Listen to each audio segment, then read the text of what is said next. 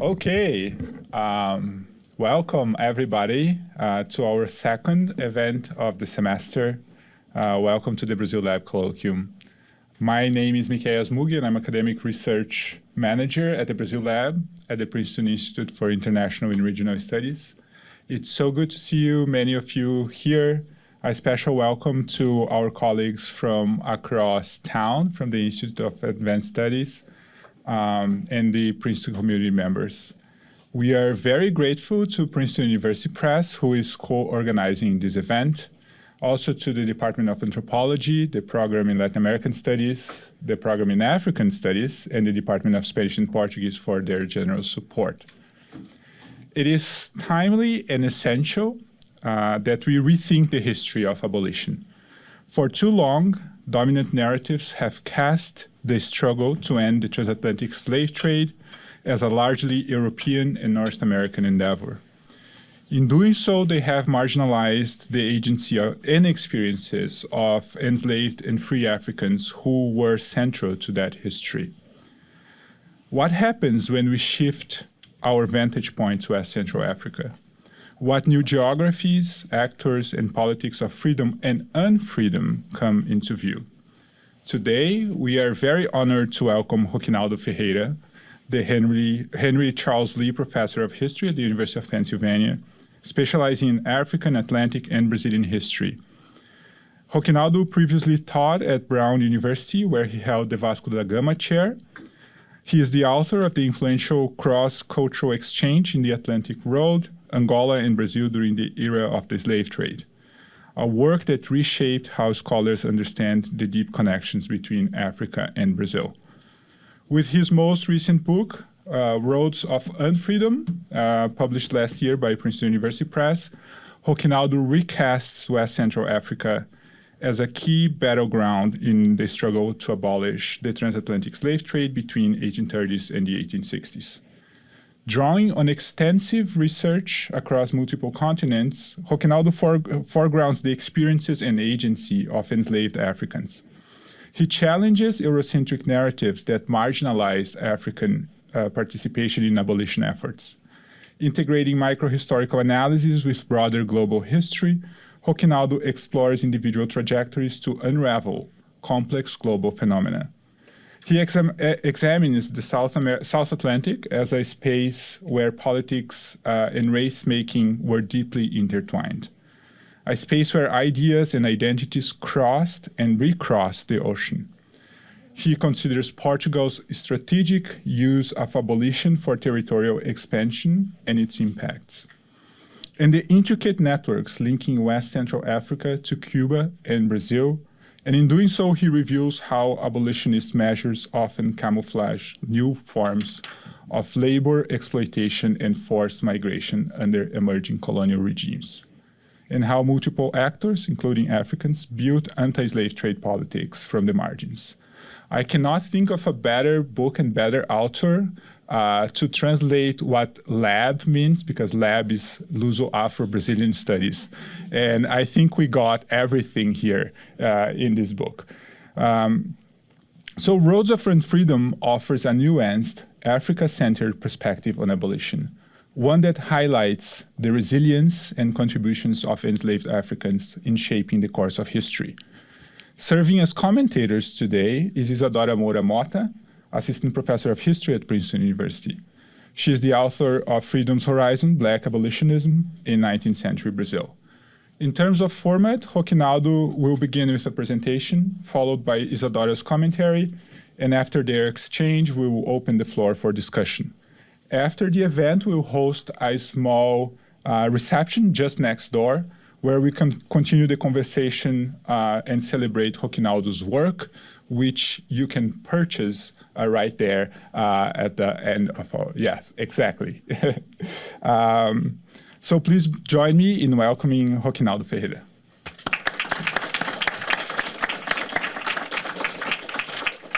Let me just begin by saying that I'm very, very pleased to be here. It's a very warm introduction by Michaelis. And he basically said everything that I had to say, so I should just go home. He did a much better job than I could ever do. I did. So you do contextualize things really well, providing the basic context to the conversation that I want to have today. I do have other things to say, okay? But first, let me say again that I'm very thankful to the Brazil Lab for this opportunity to come here, meet so many friends from all the way from Angola, people that I know from Brazil, people that I know from Portugal. It feels like, in a way, the book is coming together here, bringing all these different facets of the Atlantic here at Princeton. So this is special. I'm not the only one who does this kind of study. As a matter of fact, as I look around, I see many people with whom I'm always in dialogue. So I feel like my bibliography is here. You know what I mean? The people that I look up to, they're here too, and they're friends. So this is my comfort zone. So let me just give you a sense of geography quickly that we are going to be talking about. This is obviously West Central Africa in connection to Brazil. The book actually extrapolates beyond the Atlantic, moving into the Indian Ocean, and that's supposed to be one of the novelties here in terms of really stepping back and placing this specific context in a much broader global way. So that's one of the interventions, I would say. What I'm going to be doing today is I'm going to be sketching out not the whole book. I'm going to be framing my conversation, basically boiling it down to one individual, an ordinary African by the name Mbundu. So I'm going to be referring to him so many times because in terms of the research itself, my encounter with Mbundu many years ago was what changed the direction of this research. Obviously, this is an enslaved person, a subaltern actor, which in the documentation doesn't really show up with the degree of density that we usually find when it comes to, say, a governor of Angola, a governor of Brazil, or whoever is a member of the highest echelons of these societies. So Mbundu, he came across to me like in a very fragmentary way, very tiny bits of information about him. So my challenge at that point was how to reconstruct his life, how to bring him back to life. Mbundu was also very important because he was voicing and taking actions against the slave trade. I felt like if I could find other people like him, if I could bring him back to life, right? Bring him back to life, or give him a face, right? To give him historical density and give him some historical agency, which he was clearly exercising in the documentation that I found. I could perhaps write a different history of this process of abolition in West Central Africa. So my encounter with Mbundu it made me go back in terms of the research I was doing back 10 years ago, and it made me rethink the framing of the research. It made me think that perhaps I could start over from scratch and write this up from a viewpoint that was at bottom up, but also connecting Angola with these global processes which transcend West Central Africa. So, and the encounter with Mbundu had a lot to do with his encounter with the Portuguese in 1856. Basically, he was enslaved. He was part of a caravan of 40 enslaved Africans. He was being taken from the very interior of Africa, from basically this area towards Ambrise. Ambrise is a big deal in terms of the transatlantic slave trade in mid-19th century. I would say that Ambrise is a key battleground in terms of shutting down the slave trade. So there is a lot going on there. The stakes are really high. Imbundo was being taken to the coast, but he wasn't going to be taken to Brazil. Yeah. At that point in time, the slave trade to Brazil was gone. We're talking about 1856. The slave trade to Brazil ended in the early 50s. So chronology here is very important. But Brazil still looms very large because the infrastructure of this slave trade had been set up to supply enslaved people to Brazil. So the slave trade is being refashioned, redirected to Africa. And behind it is a people who had been very invested earlier in the slave trade to Brazil. So they're now just moving on to do their business, taking people to Cuba. And I deal with that at length in chapter 3 of the book. So this is a vessel that's bound for Cuba. What's going on in Cuba is very important here. And I'm kind of tiptoeing here because perhaps the best historian of Cuba is here with us. So Cuba is going through a process of a sugar boom that's very dependent on the slave trade.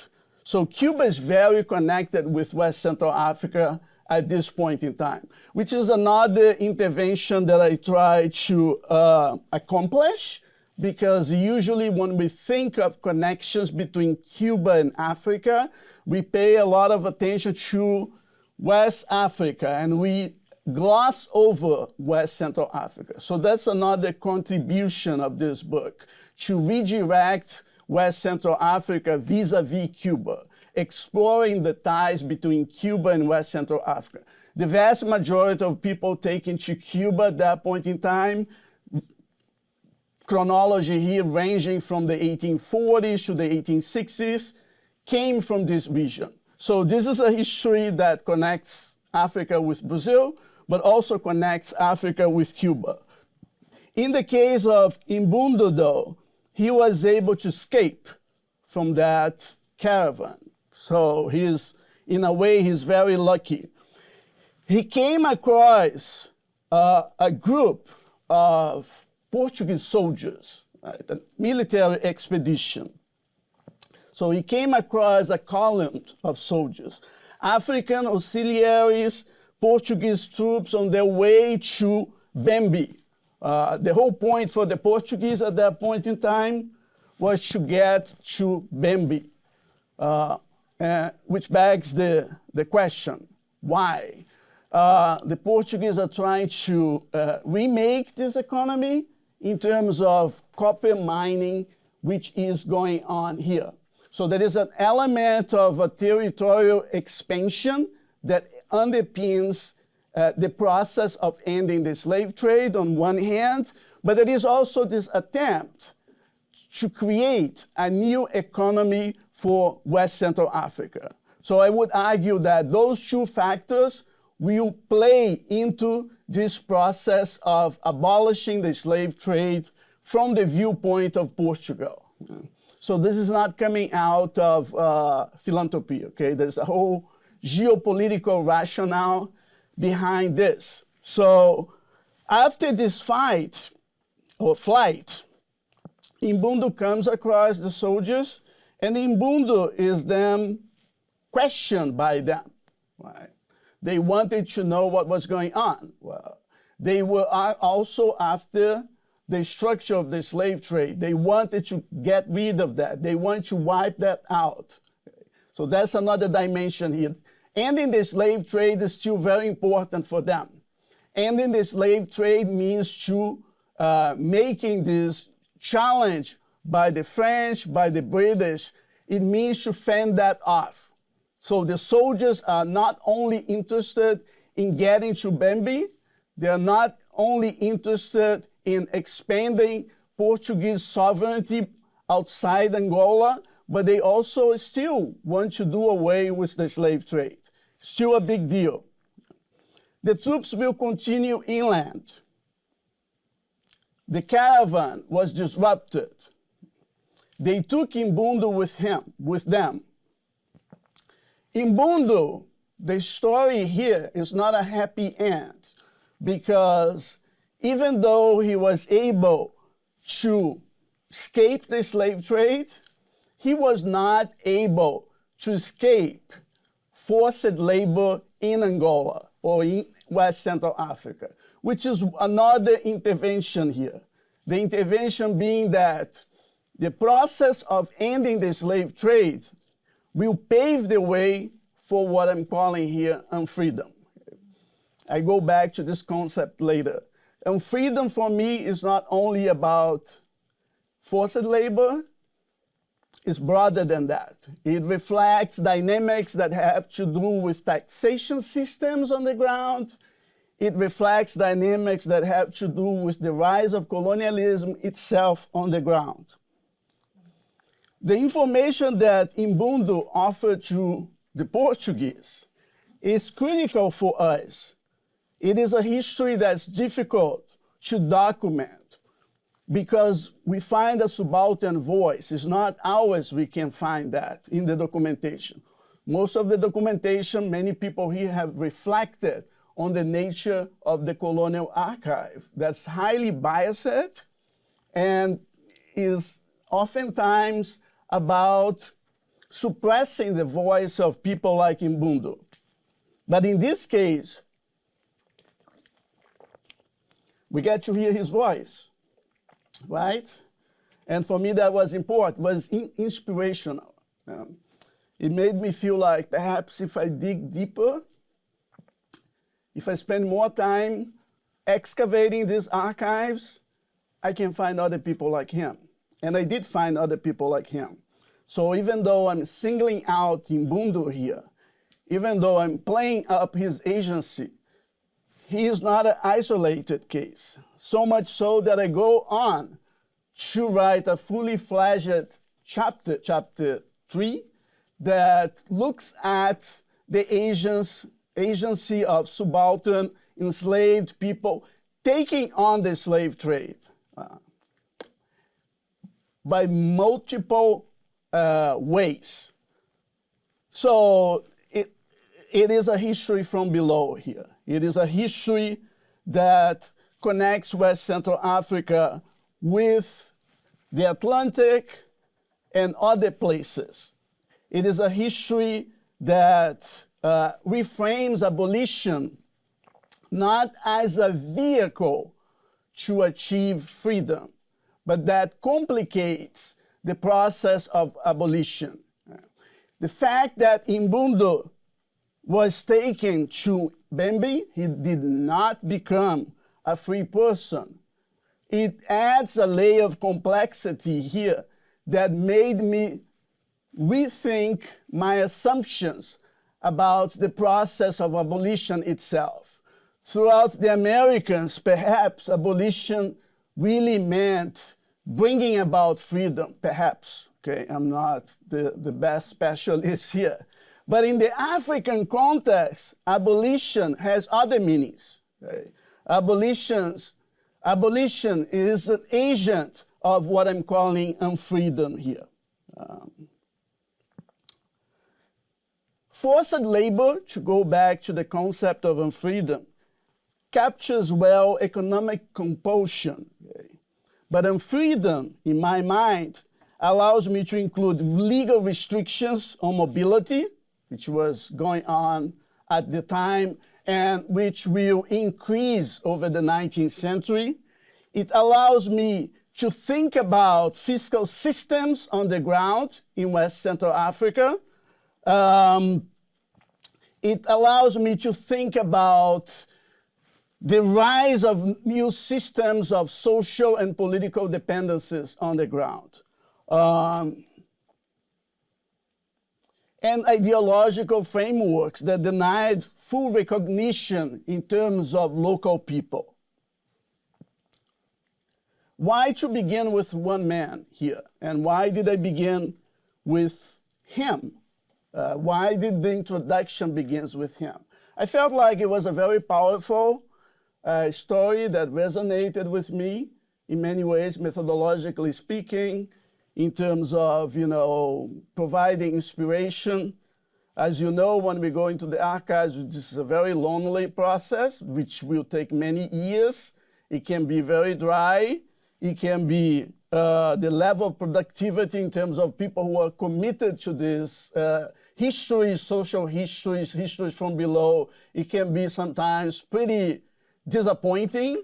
So my encounter with him was very, very inspirational. So I felt like this was a process, as a project, it should be a microhistory project. A microhistory project that would allow me to move from a single life to very large structures of colonial power and economic transformation, but without losing sight of people like him. So I was very, very committed to that project. I'm not the only one who do this kind of stuff here. I mean, Professor Mota does that too. I read her book very closely, and I feel like the books are like kind of cousins in a way. Let me step back a little bit and reflect a bit further on the connection with Cuba and Brazil's withdrawal from the slave trade. As I pointed out before, what's driving that is this process refashioning the slave trade, of redirecting the slave trade from West Central Africa, now no longer to Brazil, but yes, to Cuba. But behind that, you see lots of overlappings. Okay? I feel like I need to play that up because this is the Brazil lab. Okay, has told me to do that. So blame him. Okay, this is the Brazil lab. So Brazil looms very large. Many of the characters moving into Cuba, the bad guys moving into Cuba, they go back into Brazil. And so the networks, they are like mingling. They are overlapping, which for me was fascinating.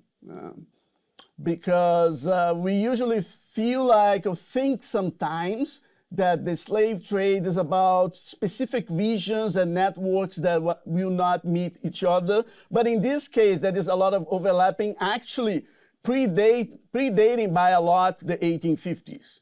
So, and in digging this much deeper, I came to realize that these partnerships between Brazilian slave dealers and Cuban and Spanish slave dealers is something that we can trace back all the way to the beginning of the 19th century. So it really allowed me to bring Cuba into the picture, so much so that I decided to go to Cuba and do some research there, tracking down people. It was very fruitful. But the information itself, it came from Umbundo, because the people that he had named on the ground to the Portuguese, I was following those people. So I felt like I was following the information that he gave us, right? And that paid off beautifully, I would say, in terms of research, right? In terms of finding the information. A second point that I want to make, it has to do with empires. It has to do with the remaking of empires. Usually when we think of empires as an endeavor that's brought together or brought about by Europe, right? But in this case, I felt like, as a history of empires, this is really a South Atlantic history to a very large extent. We don't leave Portugal out of the picture, but we account for many actors. And Brazil is a very important actor here, because as the Portuguese lost Brazil, little by little, they will shift away from Brazil and towards Africa. Africa was always part of the Portuguese Empire, obviously. But at this point in time, from 1822 on, it becomes critical for the Portuguese. And Angola will stand out as, strategically speaking, the most important place for the Portuguese, the place where they felt they could build up a new Brazil. As a concept, this is something that other scholars have pointed out, So this book is in dialogue with many people. This is not, I'm not operating in a bibliographical void. I'm avoiding names here because I don't want to bog us down with names, but I'm always in conversation with people. But back to my argument.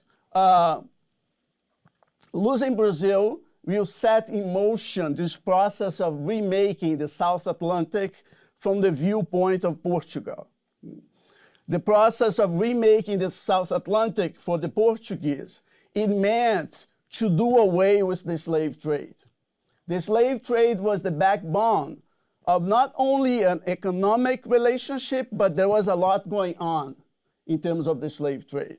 There is the brutality of slavery, which breaks our hearts. But it is also connections that could be political, and that was very upsetting for the Portuguese, because it could destabilize their grip over Angola. They felt like ideas of political contestation radiating out of Brazil could impact West Central Africa. So Atlantic history matters a lot here. There's a high degree of integration going on here. Through the slave trade, political ideas created in Brazil could travel across the Atlantic and motivate Africans to take on the Portuguese. That's how they felt at the time. For me, it felt like this is kind of a little bit of a paranoia, right? But I used that idea to write a chapter analyzing a revolt that took place in Benguela, which had been inspired by things going on in Brazil. So in doing so, my point was to think about the South Atlantic as a space for the making of race and as a space for the making of new identities. In this case, I was very interested in what we call the Angolense identity. This is about Luanda and Benguela, and it's about local groups thinking of themselves as Angolense, people who would not necessarily get along with the Portuguese, people who would object to Portuguese power, people who would intellectualize that and write against them, and more importantly, people who would feel a very strong affiliation with Brazil because of this back and forth across the South Atlantic, in many ways brought about by the slave trade. So the slave trade is an engine for the circulation of political ideas as well. So empire here, what is empire making here? This is not going to be a process, a binary process that pits Portugal or connects Portugal to West Central Africa. This is going to be a process in which we need to account for the unraveling of these connections across the South Atlantic. I call chapter 1 the unraveling the South Atlantic.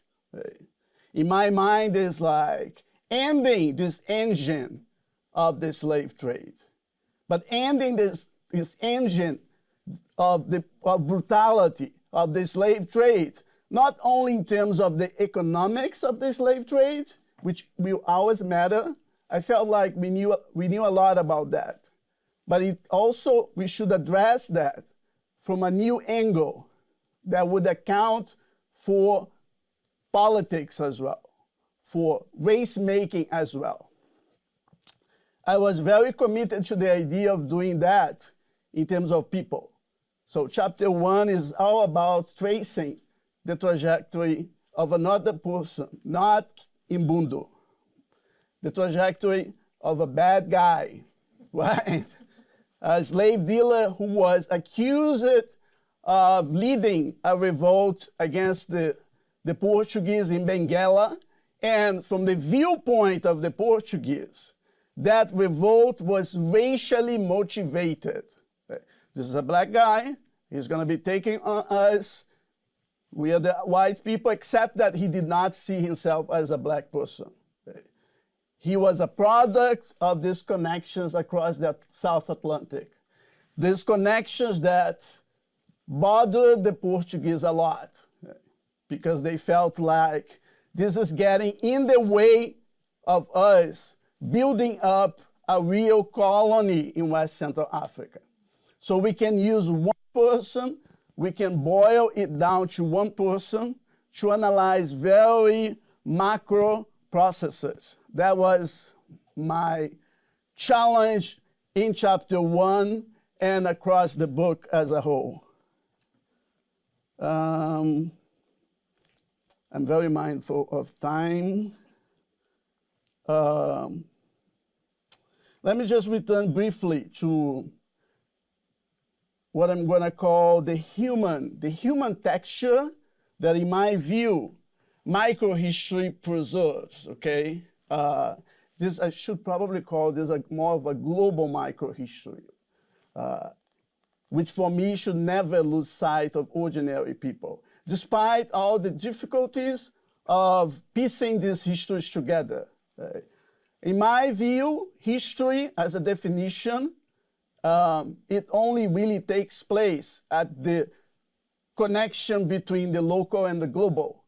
And this connection between the local and the global is about historical density, it is about agency, but not agency in terms of resistance, only resistance, right?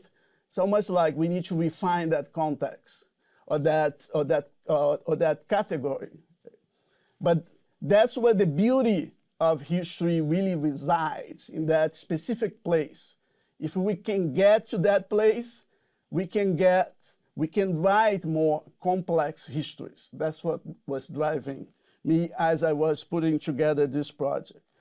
So microhistory here for me, it means to think about the importance of the Kikongo language in West Central Africa as a unifying factor as people took on the slave trade.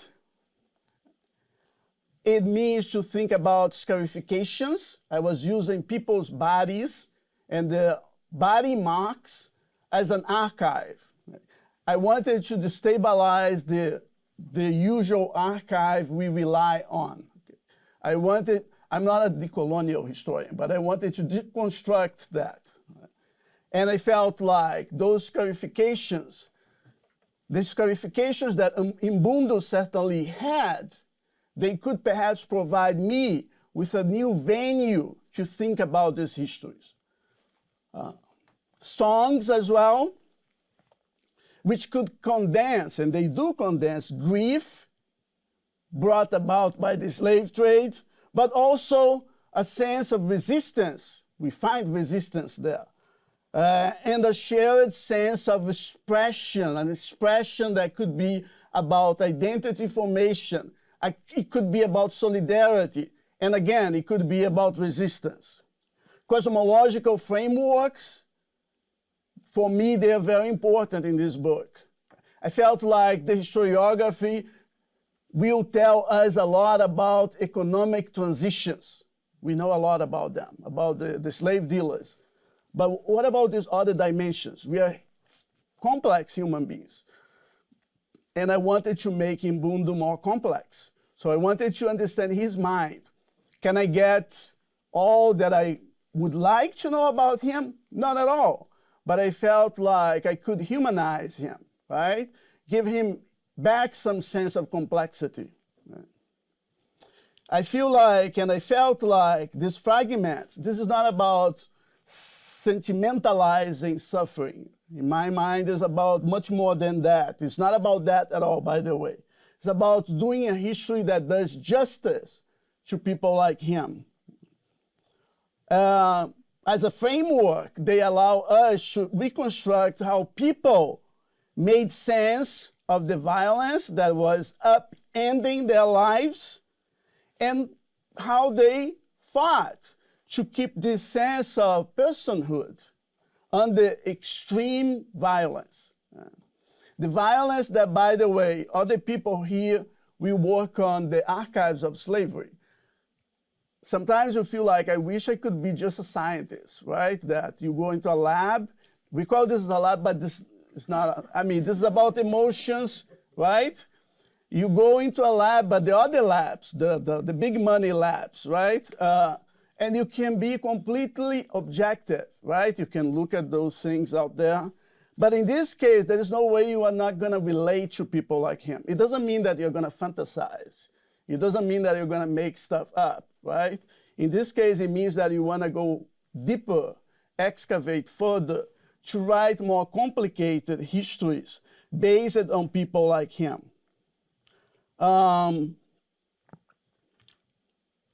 Let me summarize the book's central claims. And in a way, Michaelis did that, so let me be very brief. This is an African-centered interpretation of abolition. In terms of bibliography, historiography, it's not much, okay? Considering the importance of the region, I could name very few books dealing with this region. So I felt like we need to redress that imbalance. We need to take on that. The book is also about seeing abolition as the infrastructure of empire making. So it's not going to be like, oh, this is abolition really brought about freedom and that's it. It's not like we get in the official views of abolition. It complicates that quite a bit. Systems of unfreedom are very important here. I put unfreedom on the title as a big provocation. Usually people are going to say freedom.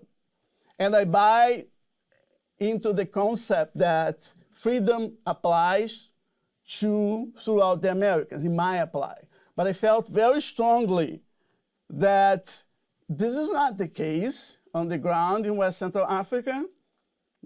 Abolition will actually create the infrastructure for more unfreedom, which is counterintuitive, right? Very counterintuitive. We can get a little bit into the weeds of that later. And also the global entanglements. I also began with Mbundu to resist flattening. We cannot recover his interior life, but we can reconstruct the world around him, which is what I try to do. The coastal hubs, the ships, the fragile alliances. Within the archives of silences, the colonial archives, we can still detect acts that shaped abolition, not only as law, but as a lived process, a more dynamic process. This story captures a structural paradox, in my view. The end of one form of slavery feeding into the emergency of other forms of unfreedom. In my view, too, to study this history requires two commitments. Right? One is analytical, just like the scientists in the big money labs. Right? To trace how systems of extractions were dismantled, displaced, and sometimes reconstructed. But the other, I could say, is ethical, right? To keep individual lives visible and to recognize constrained agency where the archives allows. Without Mbundu, abolition risks abstraction. With him, in my view, it becomes history. Thank you. Thank you for being here today, and thank you so much to the Brazil Lab for bringing me here. I remember when Michaelis first approached me and said that Professor Roquinaldo Ferreira was coming, I told him, no, I can't comment. I'm not an Africanist. And I think, and then in reading the book, I realized that's the point. All of us non-Africanists should read this book. And perhaps I was just intimidated because, as you mentioned, that there are so many of your interlocutors here in this room. Roquinaldo is my historiography, so of course I was nervous about it. But I'm just gonna, so thank you for having me. And I'm just gonna get our discussion started. I don't want to take too much time because I think you should be in conversation with him. And much of what I am gonna say has already been mentioned by Miqueias and by Roquinaldo himself, because in some ways, reading this book, I realized that it was with the scholarship that Roquinaldo produced that I really came to understand that as a historian of slavery in Brazil, that abolition was not an event, was not a law. It was, as he said, a lived process and a protracted one that took place over a very long period of time, and that was brought about by many hands, not only by actions of the state or legal systems. So this is my reading of his book, and I'm just going to start by thinking about the implications of his book for Brazilian history. What if abolition is the main thread connecting global history in the mid-19th century? Moreover, what if we place West Central Africa, the region that's once supplied the largest number of enslaved peoples to the Americas, and especially to Brazil, if we place West Central Africa at the heart of a narrative which is ultimately not about freedom, but about reinventing a world still shaped by slavery? In my view, this is the main provocation of Worlds of Unfreedom.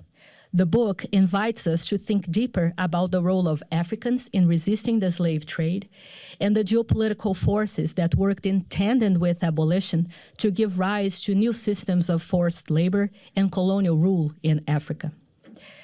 So the irony here, and I guess the tragedy here, is that the same legal framework that dismantled the trade in humans also paved the way for other forms of oppression, and some of them are still with us today.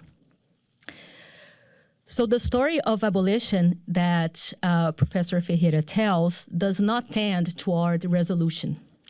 African context and perspectives reveal that anti-slave trade policies did not lead to liberation at any level, neither in Africa nor anywhere else. In fact, if anything, abolition complicated the question of Black freedom worldwide. Whether on the individual scale of experiences in illegal trafficking or on the larger stage of empire building, the end of the slave trade encouraged foreign encroachment upon Africa, the growth of commercial slavery in traditional societies, the development of new plantation economies in Africa, and sometimes, as he shows in the book, even the fracturing of African sovereignty.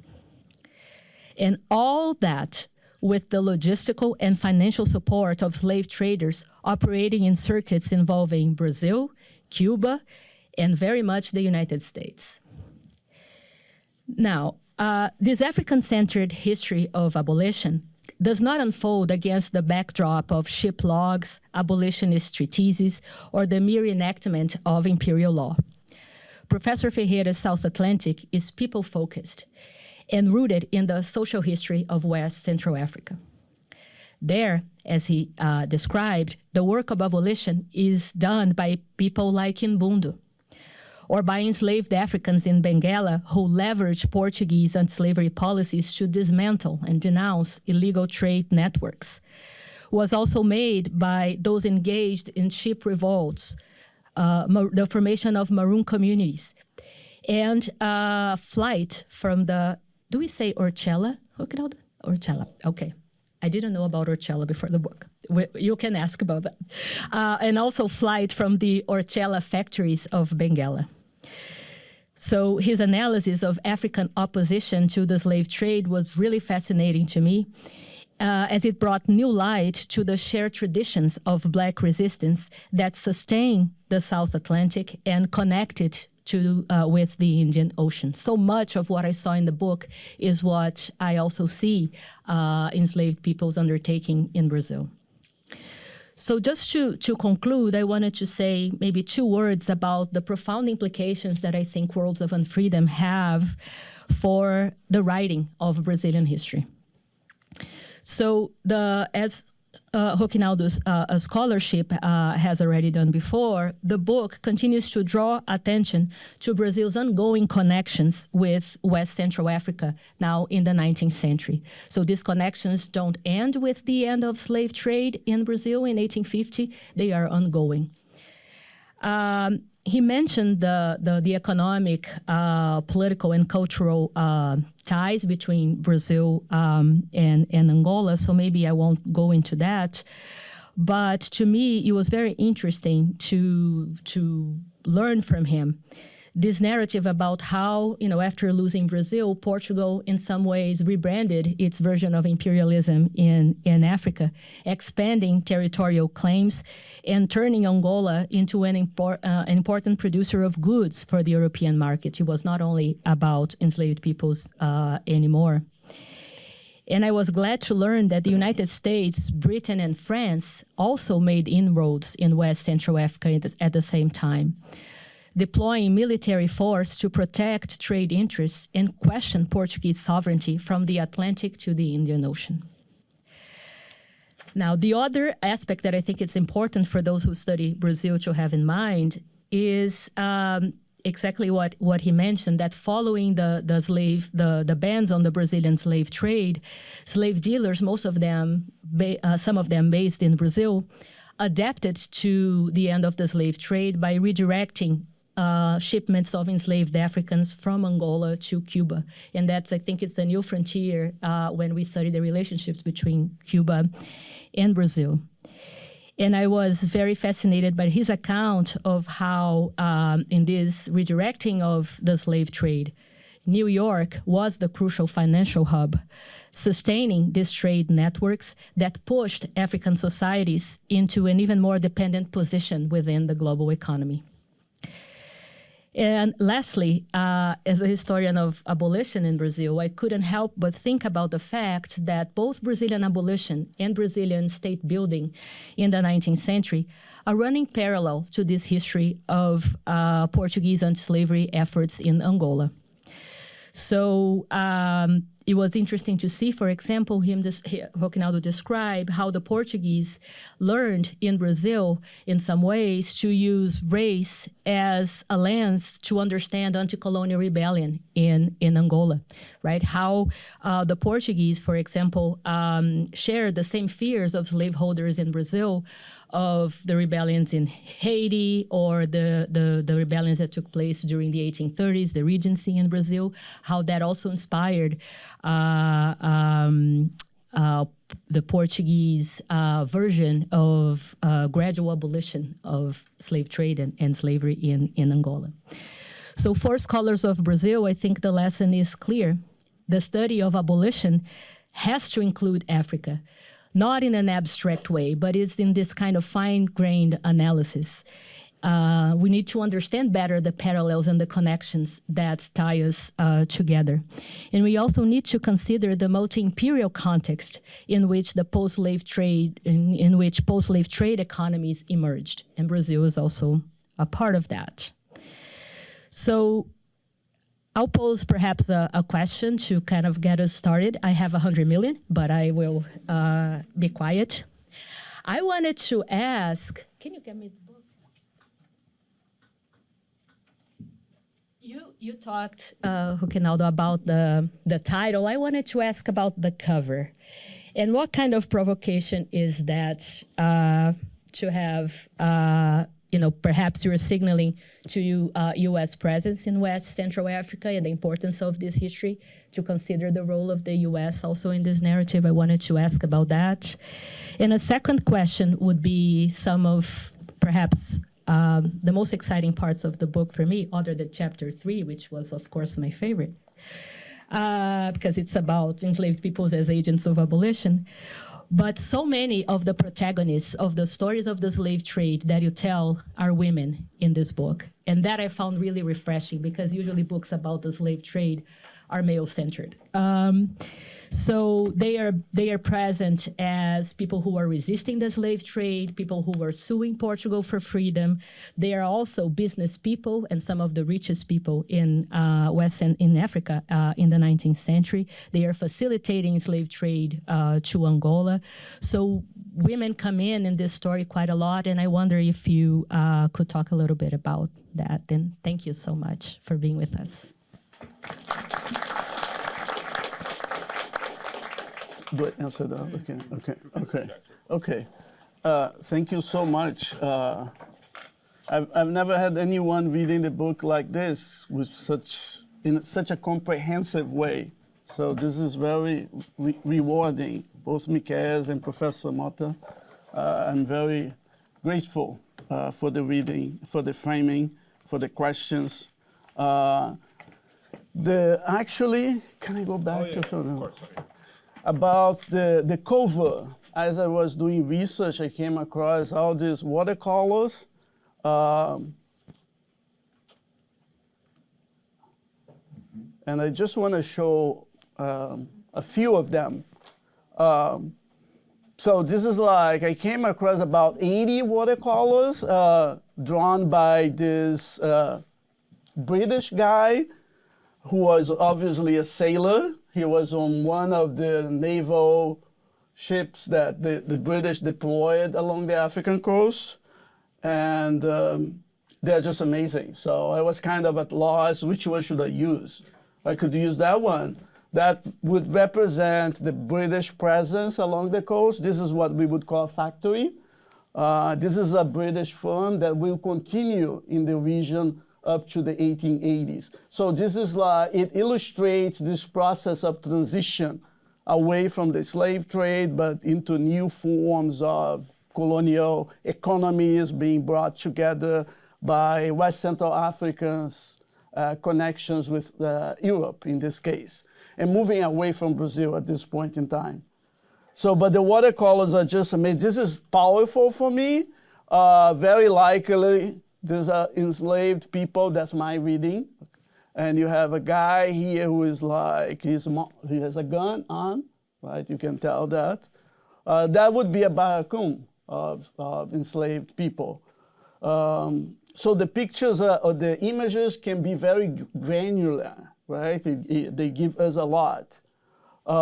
In this case, this is Cabinda that became like from the, I want to say, actually, late 18th century. By the late 18th century, had become one of the major hubs of the slave trade in that area, extremely connected to France, Brazil, and a global hub, I would describe it. That's how I would describe it. The ruling elite of Cabinda, few of them were educated in Brazil, which matters a lot in terms of identity formation, by the way. Those are people who had like a translocal identity. They saw themselves as Africans, but also as members of this broader Atlantic. We see the encroachment of European sovereignty on African sovereignty. This is like a British commander meeting, in this case, a female ruler in Ambrise, or in this case, Ambrise. So this is 1855. So the way I'm reading this, this is the British trying to make inroads in the region. A region that the Portuguese claimed as a Portuguese region.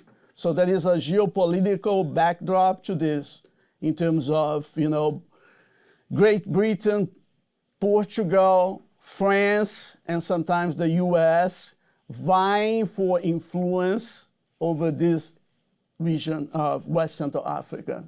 That one is pretty much the same. That's another meeting. They would call that a palavra. So this, as a word, you can trace that back to the 17th century. Obviously a Portuguese word, right? We have a lot of Portuguese-speaking people here, a palavra. But in this case, a palavra means a meeting to reach a resolution about something, whether there is a litigation about, a crime or someone or some question related, in this case, about trade opportunities for the British in that area, which would upset the Portuguese a lot because they want to keep anything that's foreigner from their viewpoint. they want to keep that at bay. Okay, they want to fend that off. So the watercolors are amazing. I feel like we could do much more with these watercolors. In terms of centering this history on women, as historians of West Central Africa, we've been held accountable by scholars of West Central Africa, particularly Professor Mariana Cândido has been calling for people to do that. So I was basically responding to that call. I mean, as a social historian, I wanted to do that, right? But the dialogues that we have in the field, they will matter. We are always in dialogue with other people. It makes sense for me that in order to write complex history of West Central Africa, which is what we want to do, in terms of writing a bottom-up history, organic history of West Central Africa, women have to be part of the picture, right? And I felt like we needed to do more. We needed to dig deeper, excavate deeper to find the information in order to produce that kind of history. It's not theorized in the book. And why it's not theorized? That was my internal debate for a long time, even a little bit with the editor. Do I keep the narrative going? Or do I break from the narrative to get into the historiographical, methodological debates, right?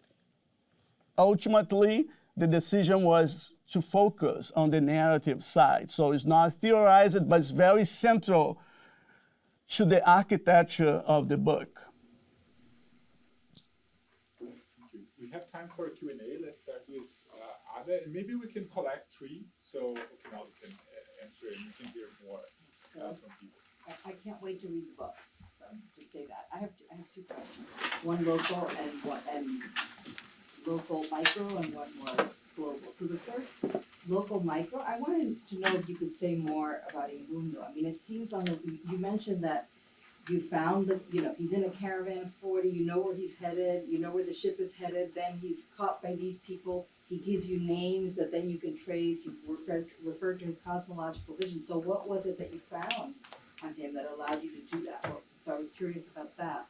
And then the other thing has to do with this question of freedom and unfreedom, and you made this distinction that maybe in the case of the Americas you can use freedom, but clearly if you're talking about Africa, the abolition of the trade is connected to unfreedom. But I'm wondering if that distinct, maybe what you're talking about holds true everywhere, right? And I think that's kind of what you were suggesting, right? So you get the Haitian Revolution, but it intensifies slavery in Cuba. You get British taking ships, and the people end up doing coerced labor anyway.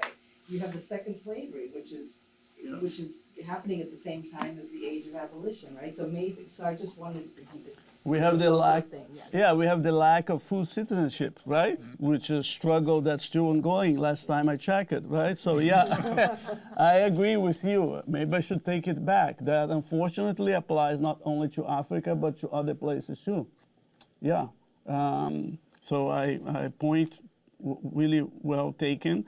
Imbundo is very fragmentary information about him. So that was the challenge for me. How can I build up a profile of someone who is barely present in the archives? So I began finding information about other people. There's lots of speculation about who he was. There was lots of speculation about how he became an enslaved person. There's lots of speculation about the importance of scarification in terms of both Imbundo and the other people who escaped with him, the importance of that in terms of activating a sense of shared identity, which would then anchor this escape by them. So there's speculation there. There's speculation about, was he brought from the deep interior or was he on the coast?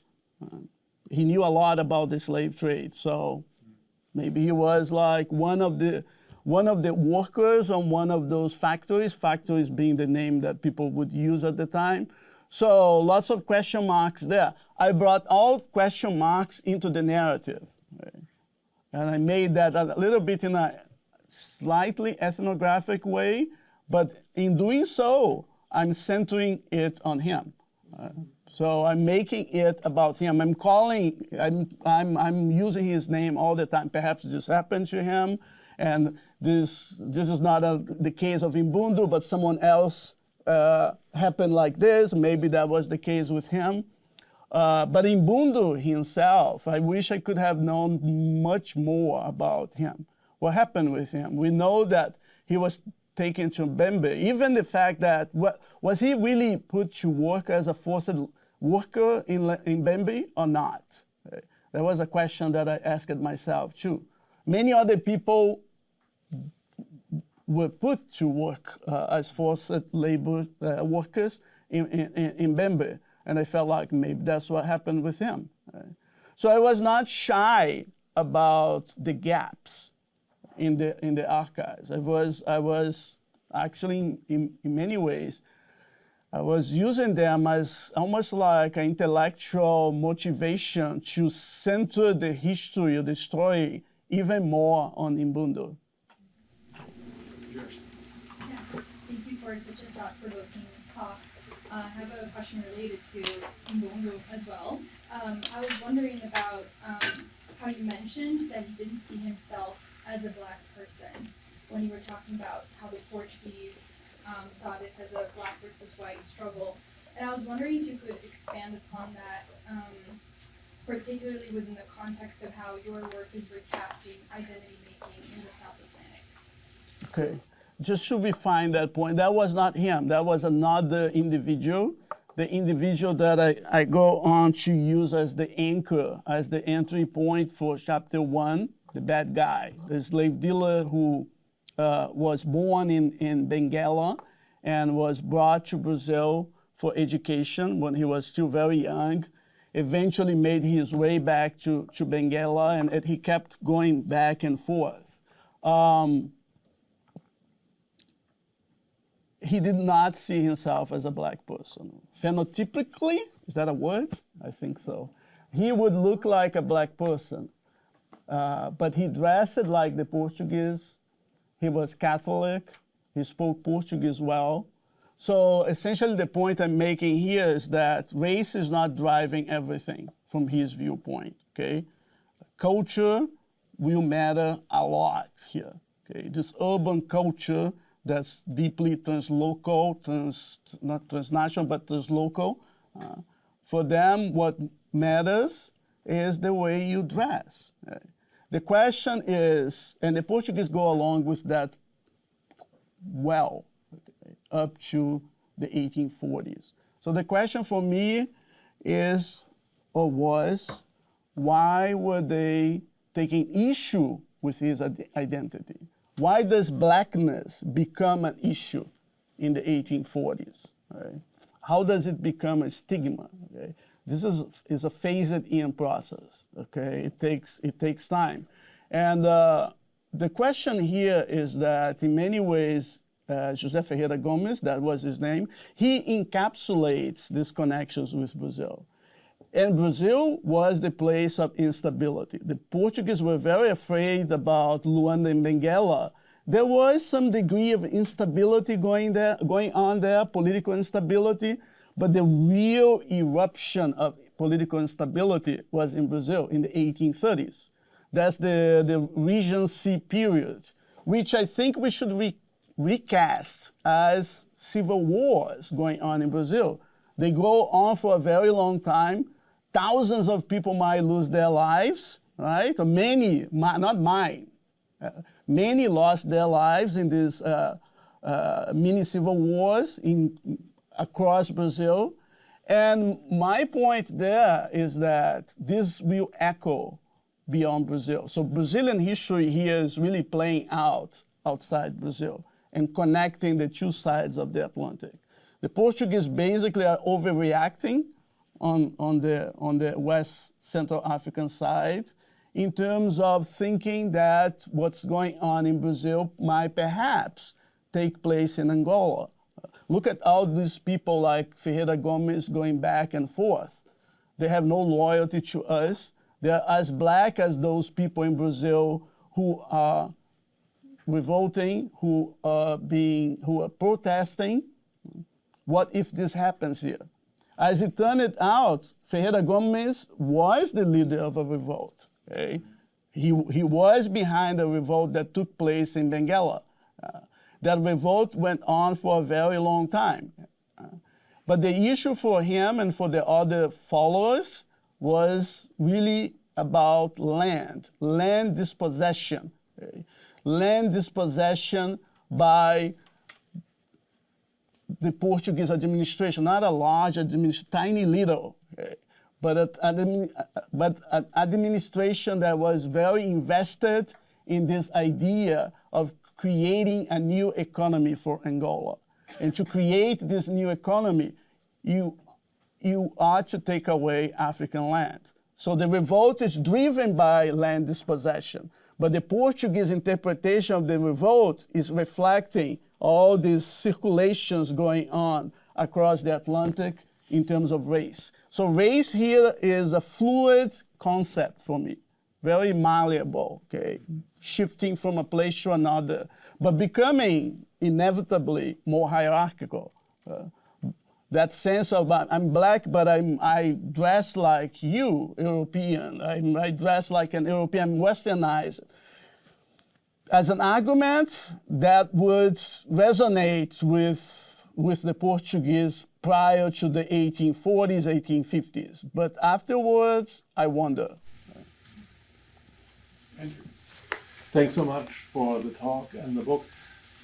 I want to begin by apologize for the sort of theoretical nature of the question. I'm a historian of philosophy, and I'm interested in your problematization of the binary between slavery and freedom.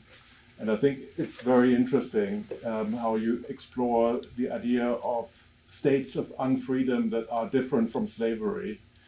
And it reminds me of work in medieval history about serfdom and how serfdom often in sort of traditional medieval history was distinguished sharply from slavery. But we now have come to think that serfdom is just another form of unfreedom, which is importantly different from slavery, or at least from some forms of slavery, but which is also a form of unfreedom. And so I'd like to invite you to say a little bit more about sort of ways of being unfree that should be distinguished from slavery, but are nevertheless substantively still forms of unfreedom. So you put this in terms of having restricted rights. Also, you called attention to sort of disenfranchisement, lack of citizenship, and so on. I think the topic is an important one and a topic of sort of ongoing importance. In the medieval history discussion, one thing that people also call attention to is vulnerability and being sort of subject to arbitrary decisions by others about what you can do and what you cannot do. Some serfs, for example, were able to get married and bequeath property to children. Others were not. There was a need to get permission from some kind of authority, like a lord or something like this, that was sometimes given, sometimes not. Sometimes money was demanded for some of these privileges. So it seems to me an interesting topic, and I wonder whether you'd be interested in saying a bit more about sort of forms of unfreedom that should be distinguished from slavery, but that are nevertheless sort of significantly limited. Yeah, no, this is such an interesting question. In African history, we always place slavery on a spectrum. It will never be like in the context of the Americans, where you have a binary, freedom and freedom, or freedom, slavery.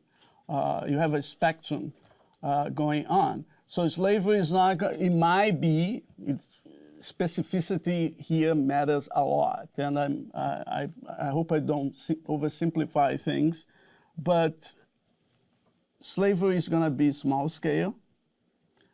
It might be domestic. It might be transitional. It might be about bringing new people into a community. It might be about politics, not economics. It might be about having more followers. So there's a lot going on here.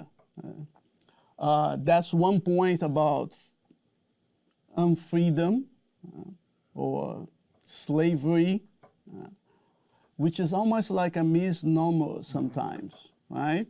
Almost like, this is like the colonial archives will matter a lot here because they're lumping so many things together. sometimes we feel like, okay, this is reversible. Why are we calling them? Why is the source calling it slavery if it is reversible? It could be pawnship, for example. So there's a lot of instability. I'm always uncomfortable in terms of conflating all of these systems of dependence together. The point in the book is more about, and I did not really have a chance to spell that out, it's about abolition as an engine to create new forms of unfreedom. The legal structure of abolition will pave the way while it does away with the transportation of captives across the Atlantic. At the same time, it leads to the formation of what I call unfreedom. It might be that, you're going to have to work for 14 years. No one knows if you're going to really have your full freedom. Many people couldn't really make their way out of, make their way towards full freedom. So I see that as unfreedom. Right? You're like in some sort of limbo. Who's going to really implement whatever law would allow you to become a free person? And systems of taxation too. You could say that in a way I see unfreedom comes together with colonialism. It is a twin sister or brother of colonialism. But it's always on a spectrum for me. And it's never about really that triumphant march towards freedom. That's like, unfortunately, does it happen? Sometimes it does. But oftentimes it's about assembling these new systems of brutally exploit, extract labor from very vulnerable populations in many ways.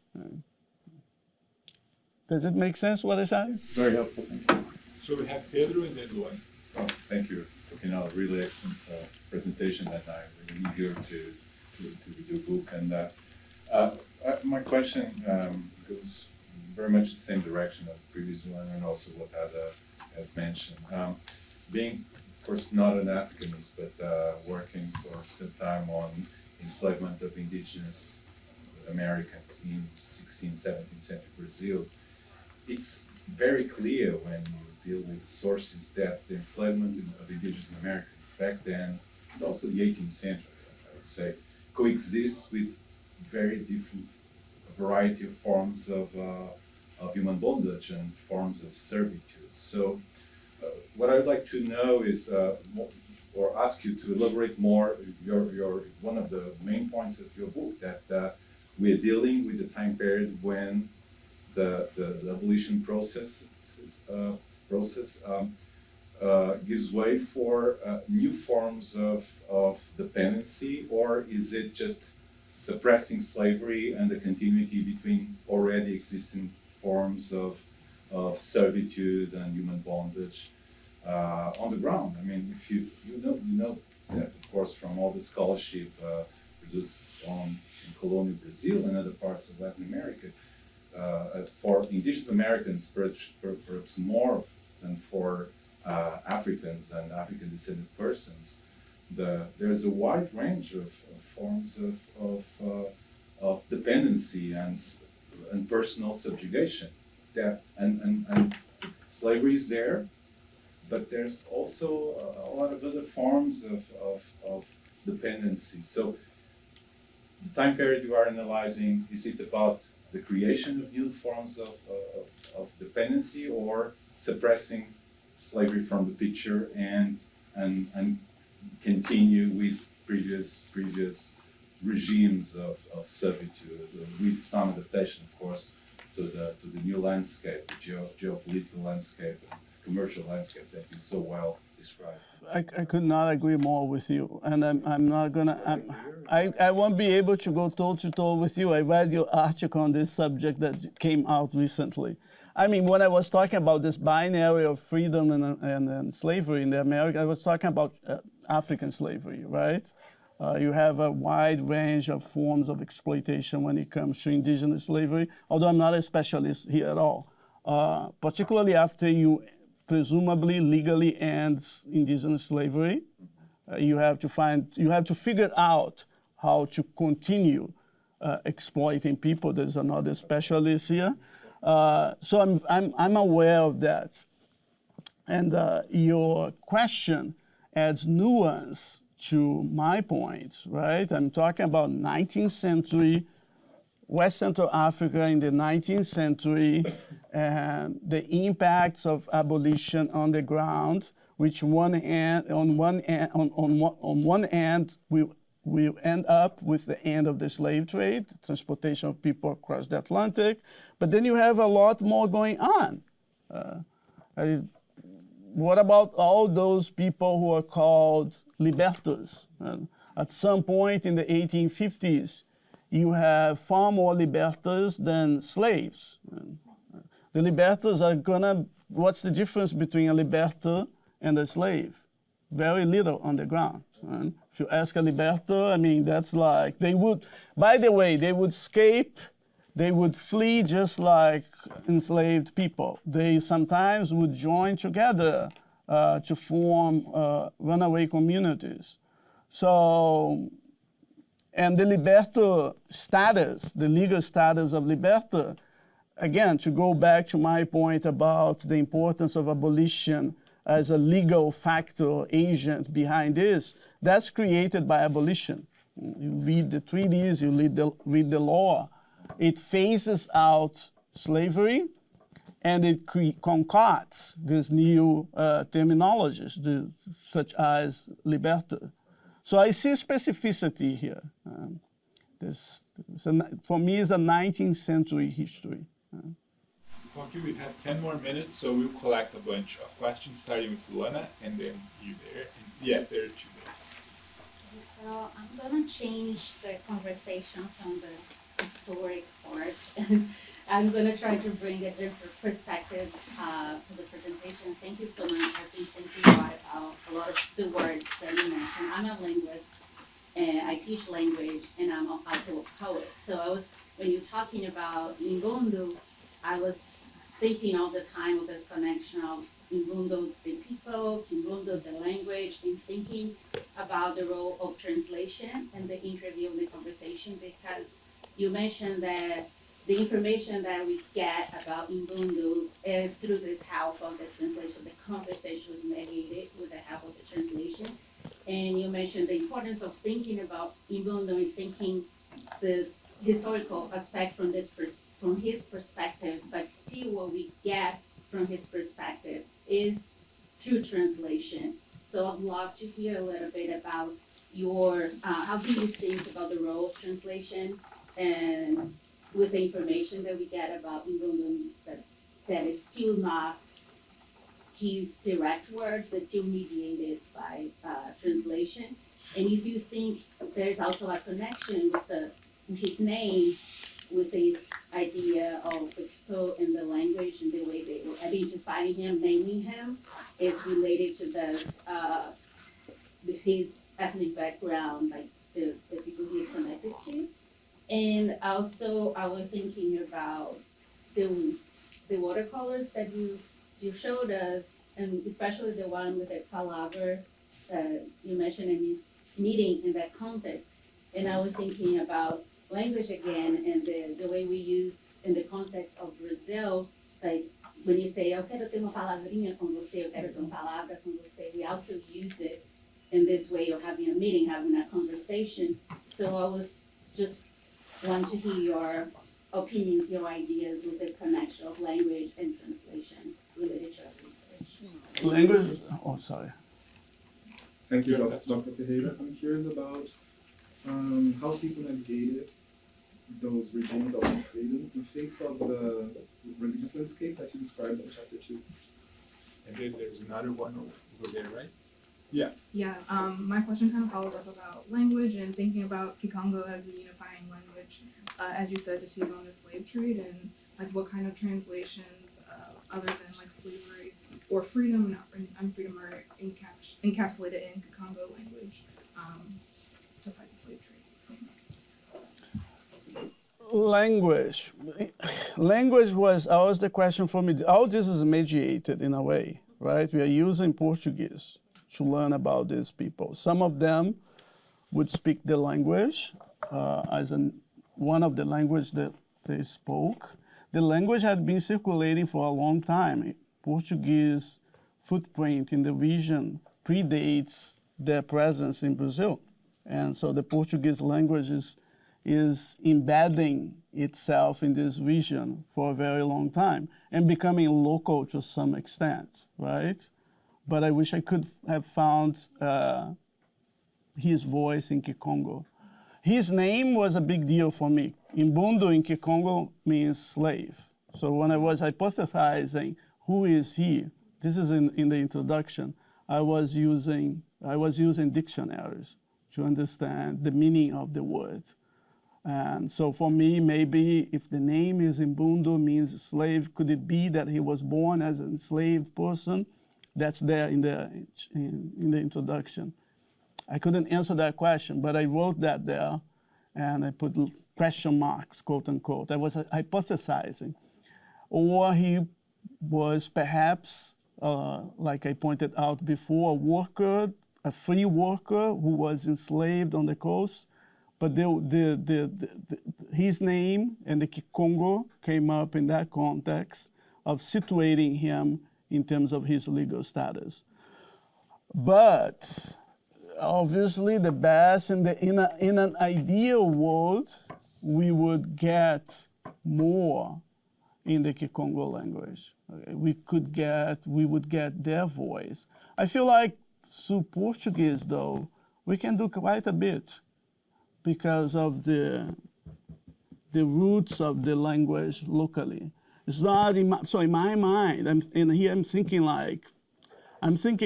in the back of my mind, I'm thinking like a Brazilian. This is a language that is no longer an European language. It's reflecting local dynamics. You know what I mean? A lot of the people in the administration will not be European, or might be European people who had been there for such a long time that they see themselves as locals.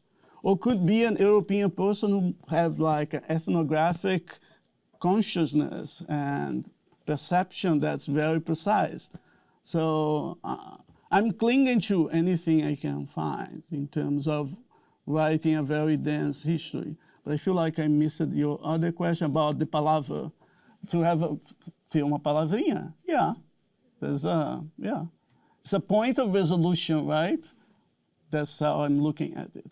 The word pops up in different contexts, from Serra Leoa all the way down.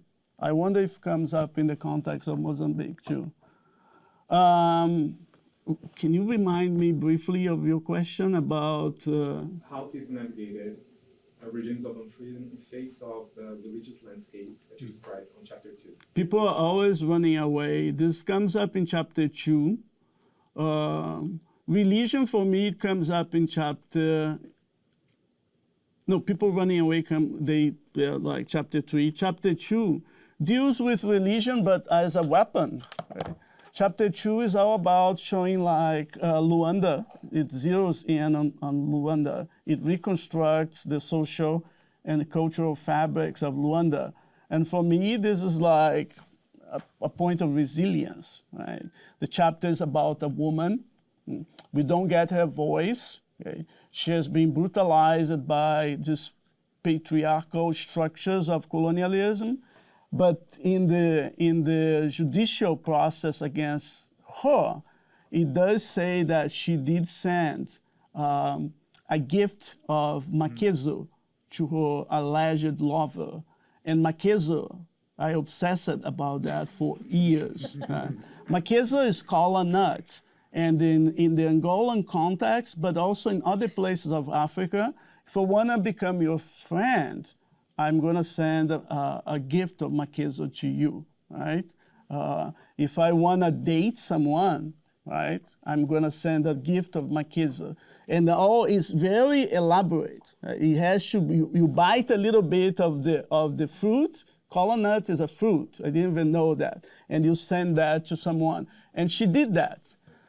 So I was using that, actually not religion, but culture, as a way of, a mechanism of asserting her own identity against this, what for me was a process of a society that's coming under the grips of colonialism slowly.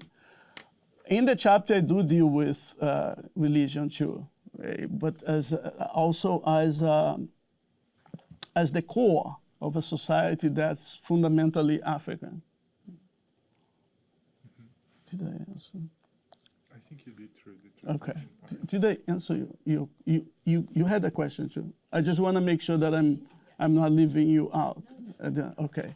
Thank you. So, Roquinaldo, I use my prerogative as the moderator to have the last question. And when you were presenting and with all the questions about the definition of unfreedom, I thought one of the things that I kept popping up in my mind is also the expansion of the other empires using convict labor, for example, in other parts of the world. You mentioned the Indian Ocean as well there. And then we saw these watercolors with the presence of different European imperial powers in the coast of Africa. And I mean, this came before as an imperial history of competition, right? They were there competing. But apparently on the other side of the coin is an imperial history of alliance, right? An alliance to expand unfreedom. So I would love to hear like 2-3 words about that as like these other empires in other parts of the world and how you see your book as part of this larger global history of unfreedom. And a few words for us to end the conversation, which we can continue over snacks and drinks next door. I'm so glad you're asking this question. I actually neglected to mention chapter 6 or 7 of the book because all about that. All these technologies, we could call them technology, right? Technologies to create forms of unfreedom.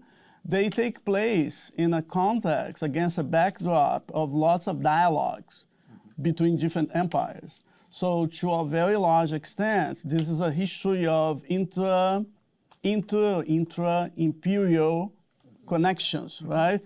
So to break this down, in a way, the Portuguese are mimicking what the British had done before. And they say that. They say that all the time. To justify themselves, they will write that up. And the French did the same. So for the Portuguese, in their minds, forced labor, taking people from Angola to Saint Tomé, it makes sense because that's what the British had done before. As the British got rid of slavery and the slave trade, they did create new forms of unfreedom themselves.